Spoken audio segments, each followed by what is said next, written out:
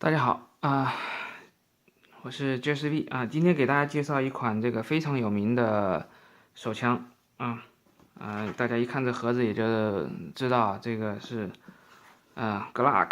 Glock 这个标准的这种盒子，它是一个 G 这个上面写的像一个 G 一样的，然后是 LOCK Glock， 这是它的这个 logo， 这是它的这个商业标志那么 Glock 呢有很多种款项的枪，那么今天呢我们介绍一个比较经典的，就是Glock 17这个是第3代的这个 G17手枪这里是一个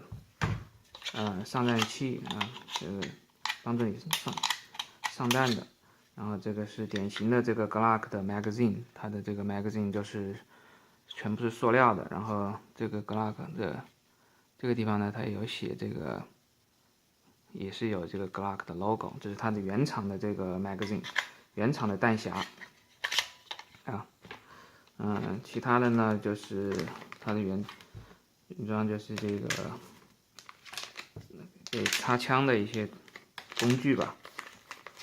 然后一个锁好，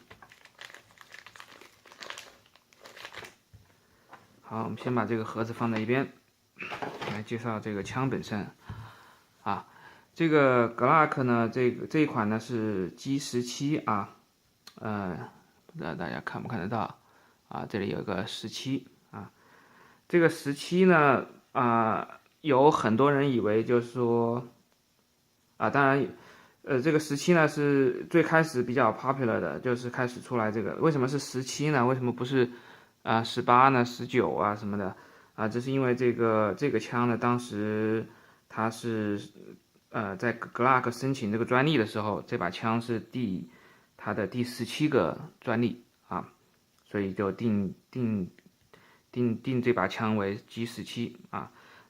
至于这个 Glock 本人呢，他是毋庸置疑，他是一个可能是目前为止这个世界上最有钱的这个枪的设计者了因为他的 Glock 现在是大概占有，仅在美国的话占有的是65%的这个警用和军用的警用方面，特别是警用的那个市场是65%。另外它还广泛的应用在这个军队里面关于这个 founder 呢，这个 Gaston Glock 本人呢，他自己呢不是一个传统的意义上面来讲的一个枪的设计者，因为他原来不是干这个的，他跟那个 Browning 就是美国的这个设计1911这个大威力手枪这个非常有名的这个神童就是他是从小就10几岁就开始设计枪支那个 Browning 是这样子的一个设计师，枪支的这个泰斗但是 Glock 本身呢，他自己不是这个设计枪支的，他自己是研究塑料的他自己对这个塑料工业是有非常有经验的。当时在这个市场上面呢，大部分枪支都是金属制造的这个枪身第一把那个塑料枪呢，也并不是这个 Glock 本身一个最开始设计出来的，是这个 HK是德国的这个 HK 公司设计出来的这个Polymer 的手枪，就是塑料手枪。但是呢 Glock 本身它是这个奥地利嘛，它呢因为对这个塑料有非常经验非常丰富，所以呢在它的这个设计之下呢，这个 Glock 呢就成功了在这个1982年的时候呢，这个奥地利的这个国家呢，奥地利的它要取代这个它原先使用的这个 P38手枪，P38手枪也是一个非常经典的手枪要取代它确实不容易。然后，所以在82年的时候呢，那个 Glock 就这个 G17就参加了这个竞标就是说它这个 patent 就是它的这个专利是第17项专利，他把这个手枪拿出去竞标在这个奥地利的这个军队的测试中间呢，他几乎 beat 了所有的这个就是说他打败了所有的竞争对手吧。其中呢有这个 SIG 还有这个 HK 的，还有这个 Beretta， 还有这个 FN 的至于什么枪种他 beat 的呢，我现在就不在这个视频里面说了，大家可以去查因为会得罪很多 fan 会得罪很多这个粉丝就是对其他的这个枪支很热爱的这些粉丝当然他这个当时他的这个所谓的他赢得的这个 contract 呢，主要还是因为他这个非常的稳定非常不容易，就是说有故障然后呢又很非常容易的来维护所以说 Glock 就是以这个它的这个稳定性和它的这个简单操作维护性很方便最后赢得了这么大的市场那么呢，今天我手里的这把呢是一把新的这个 G17它虽然是新的，但是它是Generation 3就第三代。第三代的为什么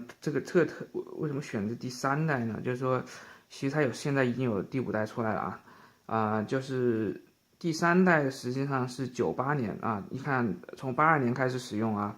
82年一直到98年，实际上已经有1代、2代了过了2代了。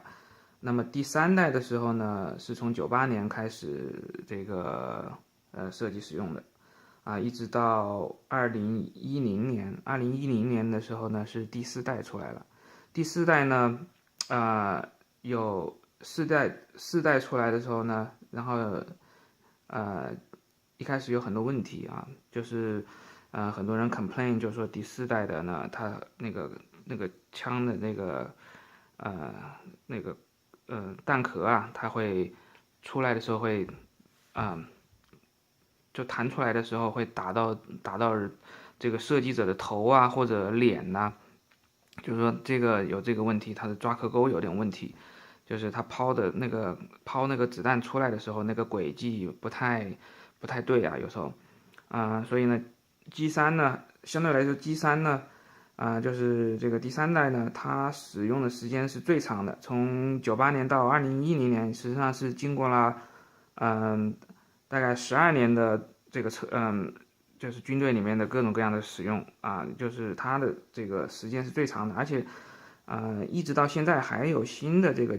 Generation 3还在生产出来，所以说它这个是经过久经考验吧，所以说是第三代，就是说在所有的 Glock 的这个这个各个G17的整个 model 的这个年代这个换代里面，第三代的话是服务时间最长，然后这个口碑最佳，但也不能说，就是说第4代当然后来它的一些问题已经也改动了改变了。另外，我选择这个 G3的原因呢，还有一个就是我不太喜欢那个G4它的这个后面是可以 exchange 它的这个 strip， 它可以把它换掉，换成这个粗细不同或者怎么样但我个人来讲的话，我因为这个 G17是属于这个 full size， 是全 size 的手枪，所以我不太喜欢，就是说，我更喜欢吧，就是说我应该说更喜欢这个比较结实的比较那个耐操性的，所以我比较 prefer 它的这个 frame 是一体的，就是不太能够会拆掉或者是换掉我不太喜欢这样子的一种设计，所以我更青睐于这个第三代的这个Glock。然后 Glock 它好处呢就是你看看这把的话，这把的话应该是原产的是 Austria 这个是原产是 Austria， 这是奥地利原产手枪。Glock 17和其他的一些这个model 的话，现在在美国也有设厂，所以说Glock 呢本身在你喜欢就是说买美国货的话，也可以就是买 Made in USA 的。如果是想买正宗的原厂的，那么就要看是原厂的这个奥地利的生产的啊，这把是奥地利原产的。那么这个 Glock 呢，它的这个拆卸非常方便啊，我给大家演示一下。它实际上就是先 make sure 一下没子弹啊，我给大家，这个里面是空的。拆卸的时候就是要把这个扳机扣到底，然后呢，然后在松开以后呢，把这个地方有一个像弹簧一样的这边可以放下来，这个拉下来以后，然后用手一推，这个上半身就下来了啊。所以它的这个拆卸是极其简单啊，几乎就是 no brainer 啊，就是完全是无脑拆卸啊。而且它拆卸的时候不需要把它的这个弹匣拿出来，就直接就可以直接可以把上半身拆下来。然后呢，它这个 guide rod 这个也很好认啊，因为它这个地方是有一个孔，这个地方是有孔，所以它这边的弹簧呢，这里有个凸出来的，可以接到这个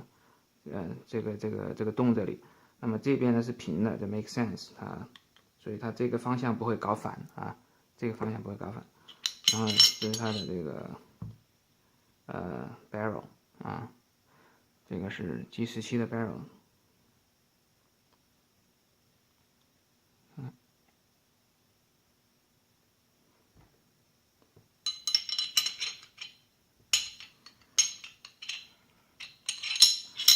把它还原的话，就是 slide 以后，这个非常简单，就是用手稍微的把它推一下，放这里就好了。然后呢，就再把它逗回去，把它插回去，然后，好，这把枪就又可以 work 了，非常简单。所以说这个它比这个1911呢还是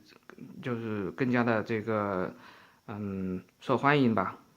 虽然我个人更喜欢1911，但是为什么这个 Glock 它占有这么大的市场率和这么大的粉丝群啊？它是有一定道理的。因为一个就是很轻，因为它有的枪身呢是这个塑料的。另外一个它的这个故障率很低，因为说实在，因为也是因为它这种设计吧，它的这个不是这种 hammer 的，它是 striker fire，所以说是不是用那个击锤来击发的啊，它这个受的这个影响更小就是说会malfunction 的可能更不容易 malfunction， 就是说不容易出故障吧。然后呢，它的这个没有任何保险的，它没有外置的保险，所以拿起来就可以打所以就没有这种不用养成什么肌肉记忆什么开关保险这样子，就是很实用。然后呢，它的这个唯一的这个保险呢，就是在它的这个 trigger 上面，这个地方，它这里有这是它的这个特点在这个 trigger， 你必须你按旁边这个它是不响的如果是旁边的勾起来是不响的，中间的有一个这个地方要从中间按下去以后，那么才能够 activate 它这个才能够 push 它这个 trigger 往下。所以呢，它这个是唯一的一个保险实际上是相当于几乎是没有保险吧，因为你实际上如果不小心什么东西挂在这上面的时候，还是可以把它引起这个激发的当然Glock 的粉丝们总是说这个是你的这个不注意安全造成的如果是有一个很好的枪套他们觉得这个 Glock 的粉丝都会觉得这个走火是不应该发生的事情当然这个世界上没有这么绝对的安全。那另外一个这个 Glock 的这个 serial number 我就不显示在这里了，但是它是放在这个下面的，跟其他的一些欧洲的枪，类似啊。好，那我们今天就介绍到这里，谢谢大家。